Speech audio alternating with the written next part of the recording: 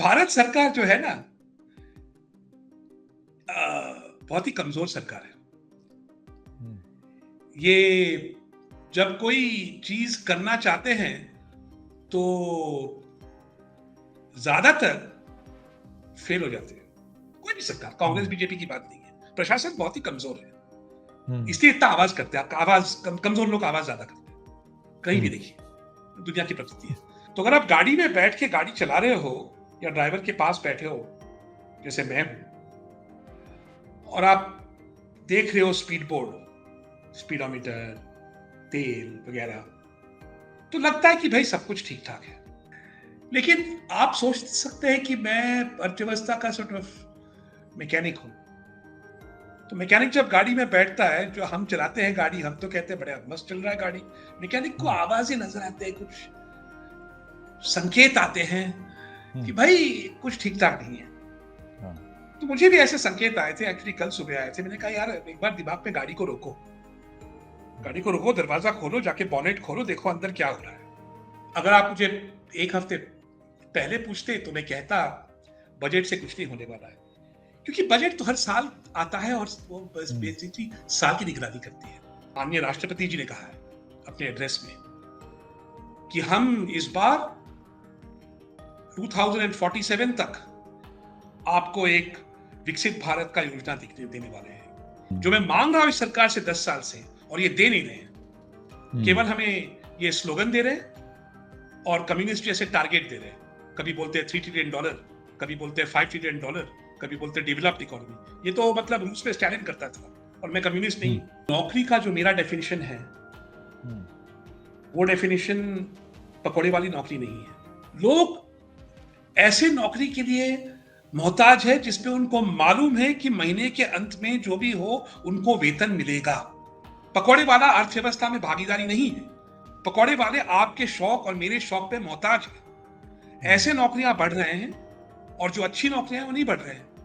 तो जैसे जोमेटो, स्विगी के जो डिलीवरी पार्टनर हैं, अब अगर आप इनको नौकरी गिनने लगेंगे तो शायद ये एक त्रुटि होगी, ये सही नहीं होगा, क्योंकि किसी के जीवन का सपना नहीं होता है कि वो फूड पार्सल दे।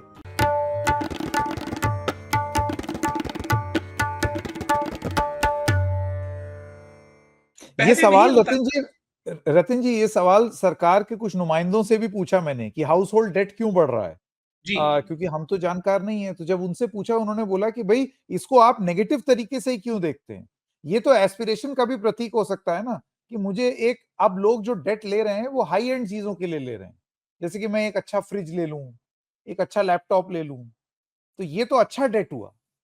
ये जरूर बहुत मूलभूत सुविधाओं को पूरा करने के लिए नहीं, स्टैंडर्ड ऑफ लाइफ को अपलिफ्ट करने का डेट है ये। इस पर आप क्या कहेंगे? हाँ, जो भी सरकारी नौकरी आपको कह रहा है, उसके साथ उसके पास जरूर परमानेंट नौकरी होगी। देखिए, अगर मैं 28 साल का हूं और मैं गवर्नमेंट में क्लर्क हूं, तब मुझे मालूम है कि मेरा वेतन आने वाला है जब तक मैं 60 साल का नहीं हूं। तो मैं ये कह सकता हूं कि हाँ, अब मेरे पास 2 चॉइसेस है, या तो मैं 10 साल बचा के एक फ्रिज खरीदूं या गाड़ी खरीदूं, या तो मैं अभी गाड़ी खरीदता हूं, ईएमआई में मैनेज कर लूंगा, पे कमीशन आता रहेगा, मेरी नौकरी की आमदनी बढ़ती रहेगी। उसको कहते हैं फाइनेंशियल प्लानिंग। तो आप क्या कर रहे हैं कि आज आप पैसे मतलब उधार पे ले रहे हैं, और वापस आप कल परसों तरसों करेंगे, क्योंकि आपको मालूम है कि आपको वापसी करने की क्षमता है। हाँ, अब ऐसे साफ जाहिर है, जहां तक हम देख रहे हैं कि ऐसे नौकरियां नहीं पैदा हो रहे हैं। तो ये तो नहीं हो सकता है कि जो मतलब छोटी सी माइनॉरिटी है जिनके पास सिक्योर जॉब्स है, जब मैन्युफैक्चरिंग घट रहा है, जब सरकारी नौकरी फ्रोजन है, उन्हीं के मतलब पीठ पीछे ये सब डेट बढ़ रहा है, हाउस होल्ड डेट।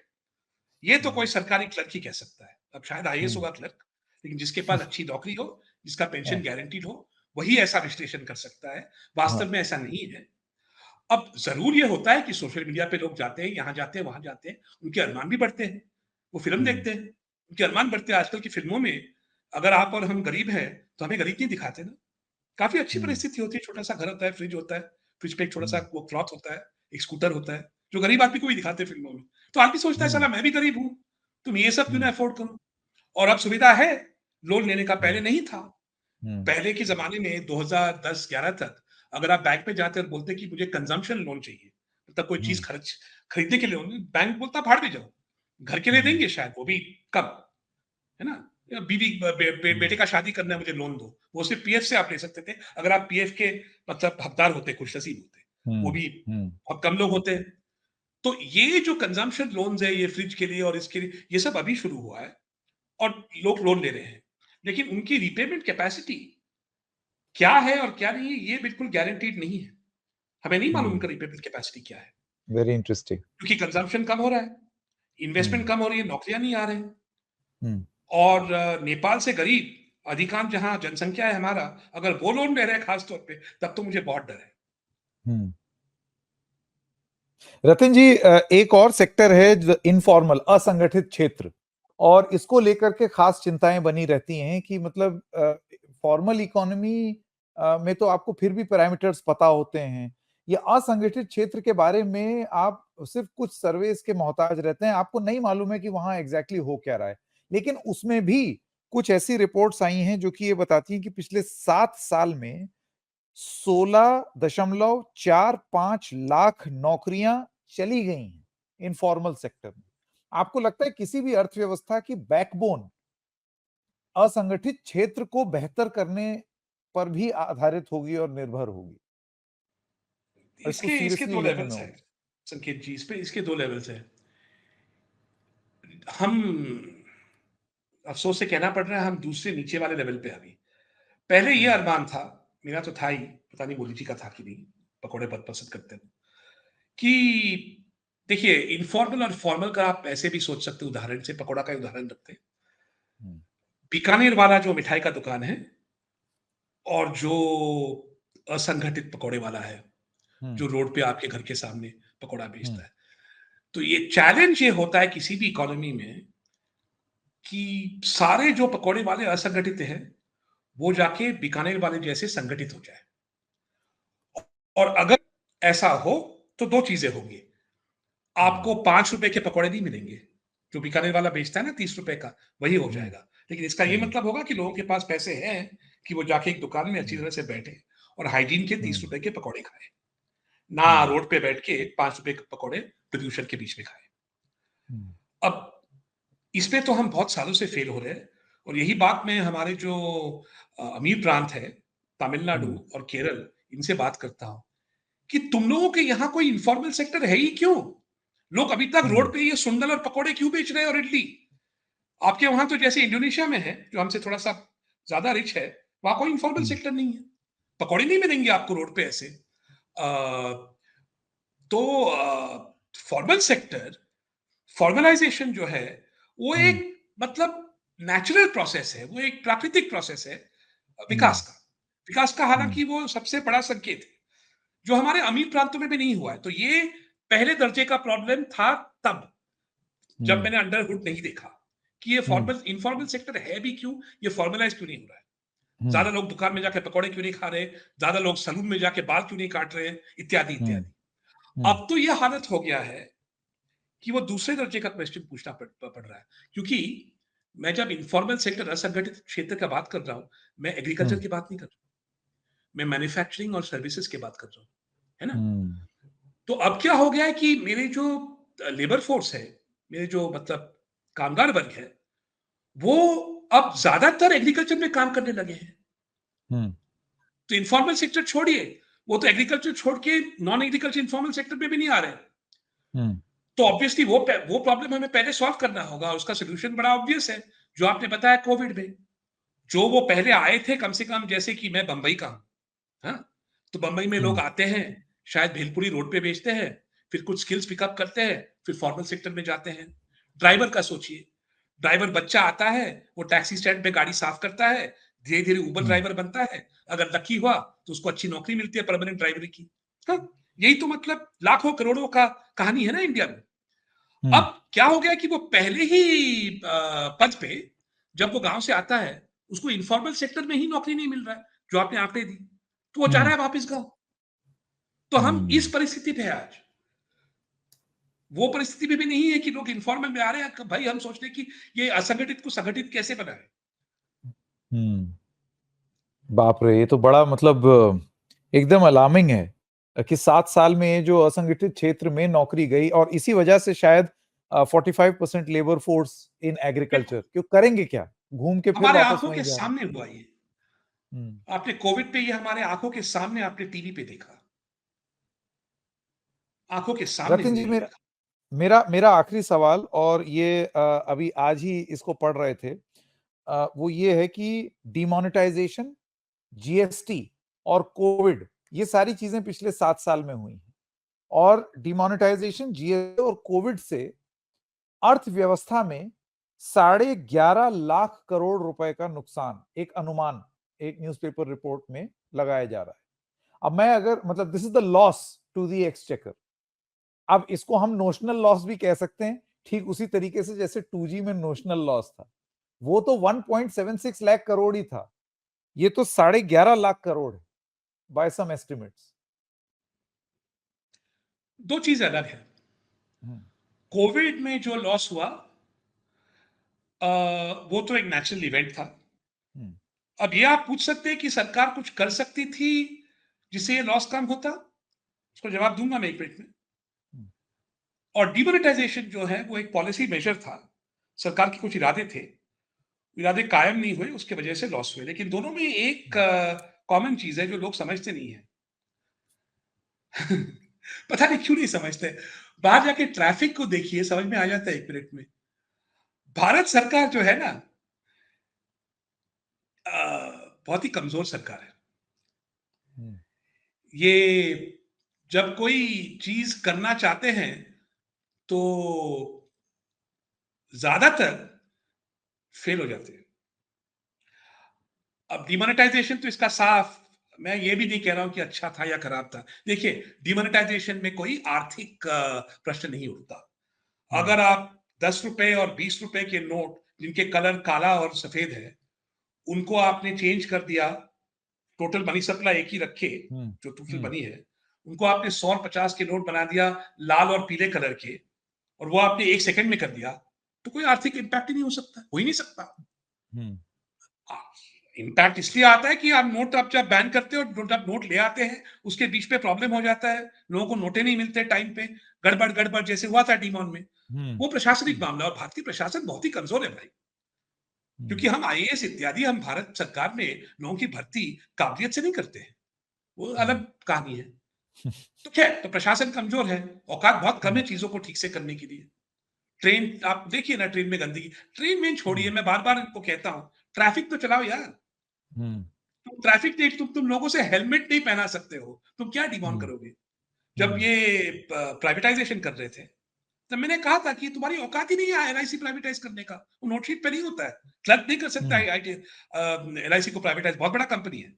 यहाँ छोटा मोटा कर सकते हो, राशन की दुकान एक दो यहाँ। तो ऐसे कमजोर सरकार, मेरे ख्याल से कोविड के समय वो उनको कमजोरी माननी पड़ी कि भाई ये बहुत ही कमजोर और नाकामियत सरकार है। कोई भी सरकार, कांग्रेस बीजेपी की बात नहीं है, प्रशासन बहुत ही कमजोर है, इसलिए इतना आवाज करते हैं। आपका आवाज कमजोर लोग आवाज ज्यादा करते हैं, कहीं भी देखिए, दुनिया की प्रकृति है। तो उन्होंने सोचा कि ठीक है, हमारी औकात कम है तो हम क्या कर सकते हैं, बस वही करेंगे। और अब कह रहे हैं कि भाई हमने खर्चा नहीं किया, ये नहीं किया, वो नहीं किया। लेकिन जो घाटा पड़ी कोविड पे, जो मतलब ऑफ ट्रैक चला गया हमारी आर्थिक विकास, वो अभी अभी 3 साल बाद ठीक हुआ है। और बाकी काफी देशों में 12 महीनों में वो लॉस रिकवर हो गया था। जो लॉस था वो परमानेंट था, लेकिन लेवल रिकवर हो गया था। तो इन दोनों में एक फर्क है, लेकिन लॉस तो पड़ा है। लेकिन लोगों को ये समझना चाहिए कि लॉस इस वजह से पड़ा कि हमारी जो संस्थाएं, हमारी जो सरकार है, हमारी जो अर्थव्यवस्था है, ये बहुत ही कमजोर है। और इसलिए मैं बार बार कहता हूं इस खासतौर पे इस सरकार से, ये तो बलवान सरकार है, ये तो महान सरकार है, ये तो बहुमत सरकार है, ये नेशनल गवर्नमेंट है। थोड़ा सा राजनीतिक, लेकिन मैं देखता हूं कि एक ही मंत्रालय काम करता है सरकार में ठीक से, दाद देनी पड़ेगी, काम तो बढ़िया करता है वो मंत्रालय, एक गृह मंत्रालय। जो भी उनके मैनिफेस्टो में था गृह मंत्रालय का काम, सब कायम हो गया, सब होम यूसीसी में हो मिनिस्ट्री का काम। जाए। अरे क्या बात है, कश्मीर कर दिया 370, क्या मंदिर बनाया। अब वहां भी, जहां भी मंदिर बनाया, जो राजनीतिक प्रोजेक्ट ठीक हो गया, जैसे ही आर्थिक मुद्दे उसमें आए, वो मंदिर में पानी, वो गुजरातियों को बेचना, सब गड़बड़। तो ये अर्थव्यवस्था में जितना निकम्मापन है ना सरकार में, ये इसलिए भी आता है कि ये सरकार खास तौर पे मैं कहूंगा, हर सरकार भारत में, लेकिन ये सरकार पक्की, राजनीतिक पूंजी जो है, जो पॉलिटिकल कैपिटल कहते हैं, वह राजनीतिक पूंजी ये अर्थव्यवस्था में नहीं डालते हैं। वो राजनीतिक पूंजी अर्थव्यवस्था में नहीं डालते, इसीलिए हमें समस्याएं होते हैं और घाटाएं होते हैं। उम्मीद यही है कि इस बजट में कह रहे हैं कि कोई लॉन्ग टर्म प्लान देंगे, भाई उस पर राजनीतिक पूंजी तो आपको डालना पड़ेगा। जो रिस्क आप कश्मीर पे ले सकते हो, 370 पे ले सकते हो, काउस वो वाटर यहां पे भी ले लेना सकते हो पड़ेगा। इत्यादि, वही पॉलिटिकल रिस्क आपको यहां लेना पड़ेगा। फायदे होंगे, कोई भी अर्थव्यवस्था को फायदे हो, अर्थव्यवस्था ठीक होने से फायदे हमेशा होते हैं। एक छोटी सी चीज कांग्रेस सरकार ने ठीक कर दी, अब तो बिल्कुल पूजा करते हैं उसको, मोदी से कहते नरेगा। अब नरेगा एक देश का सफल प्रयोजन है, क्योंकि आपको याद होगा कि 2007-2006 में मैं तभी विदेश से आया था वापस, और मैं यहाँ के बड़े बड़े अर्थशास्त्री, तब के अर्थशास्त्री पूछने लगा, मैंने कहा भाई इंडिया का तो कभी इतना हाई ग्रोथ नहीं हुआ, ये तो टॉप पे टॉप चल रहा है, गुड टाइम्स, विजय माल्या, पता नहीं क्या क्या हो रहा है यहाँ, और इसके बीच में हमें एक एम्प्लॉयमेंट प्रोग्राम दे रहे हैं, क्यों? मतलब ऑब्वियसली जो हो रहा था कि ये जो ग्रोथ हो रहा था, ये सबका नहीं हो रहा था, सबका विकास नहीं हो रहा था, तो इसलिए हमें ये करना पड़ा। तो ये सबसे मतलब हार मानने वाले जो योजना है, वो हमारी कामयाबी की एक प्रतिमा बन गई है। ताजुब की बात है ना। तो मेरा यही उत्तर होगा कि हमारी जो आर्थिक कोशिशें हैं, वो हमारे जैसे देश में, उसमें सरकार का एक बहुत बड़ा रोल होता है, लेकिन वो रोल निभाने में सरकार को एक राजनीतिक पूंजी डालनी पड़ती है, एक विचारधारा भी चाहिए होती है। ना राजनीतिक पूंजी डालती है क्योंकि विचारधारा नहीं है, लेकिन विचारधारा जहां है, जैसे गृह मंत्रालय में, वहां तो काम फर्स्ट क्लास चलता है। तो उम्मीद यही है कि कुछ राजनीतिक पूंजी हमारी तरफ भी आए, और कुछ आर्थिक विचारधाराएं, जो समस्या को मैंने आपके सामने रखा है, उसके माननीय प्रधानमंत्री जी और उनके मंत्रीगण जरा उन पे ध्यान दें, तब मैं ये आपके तो सामने अभी वादा भी करता हूं। रतिन जी, अभी कल ही एक मीटिंग हुई जिसमें प्रधानमंत्री ने कुछ अर्थशास्त्रियों को और वित्त मंत्री को ये हिदायत दी, ये कहा कि अब हमको मेजर फोकस नौकरी जनरेशन पर करना है। जो अब ये 2024 के नतीजों के बाद का असर है, या वैसे ही उनके मन में था कि 2047 के लिए विजन हो, major focus on jobs in informal sector and agriculture and rural economy. इसको आप किस तरीके से देखते हैं? पब्लिक पॉलिसी में, इकोनॉमिक्स में नहीं, पब्लिक पॉलिसी में कुछ चीजें लोग बोलते हैं, जिनको मैं कहता हूं, पहले मैं अंग्रेजी में बोलूंगा, good food is good for you kind of statements. अच्छा खाना आपके लिए अच्छा है। अब इसका उल्टा देखिए, नौकरी पे हमें फोकस नहीं करना चाहिए। अरे ये कोई पागल के अलावा कोई आदमी बोलेगा? कभी भी बोलेगा, किसी भी परिस्थिति में। तो ये सब बातें मुझे इंप्रेस नहीं करते हैं। हमें नौकरी पे फोकस कर, जैसे कि वित्त मंत्रालय में जब मैं लोग मुझे कहते थे कि वित्त मंत्रालय को फजूल में पैसे खर्चा नहीं करना चाहिए, मैंने कहा उल्टा बोलिए ना, वित्त मंत्रालय को फजूल में पैसे खर्चा करना चाहिए, तब एक डिबेट होती है, तब एक ट्रेड ऑफ होता है, तब मतलब कोई विश्लेषण का कोई विषय भी होता है ना। जो बात मतलब भगवान राक्षस नहीं है, नौकरियों पे फोकस होना चाहिए, ये तो मैं नहीं मानता, कौन नहीं मानेगा। अब कौन सा फोकस, नौकरियां कहां से आएंगे, क्या एक्टिविटीज नौकरियों को लाएंगे, इंडस्ट्री में होंगे या पकौड़े वाले होंगे, एग्रीकल्चर में होंगे, ये तो बोलो। या तो बोलो कि हमें ये करना है कि हर पकौड़े वाला एक बीकानेर वाला बन जाए। ये हुई ना प्रधानमंत्री वाली बात। ये नौकरियों पे फोकस तो मैं तो क्लास 12 में भी बोल सकता था, with due respect to the prime minister, as far as it is. Ratin ji, बहुत बहुत धन्यवाद। बहुत अच्छे से आपने पर्सपेक्टिव में, as Albert Einstein used to say, if you can explain whatever you are thinking to a 6-year-old, then you have communicated well. तो मुझे ऐसा लगता है आपने आज 6 साल के बच्चे को भी आपकी बात समझ में आ जाएगी कि हमारी अर्थव्यवस्था में उसको क्या देखना है और क्या नहीं देखना है, और अंडर द हुड क्या क्या है। बहुत बहुत धन्यवाद समय देने के लिए द रेड माइक को। Thank you very much Ratin ji.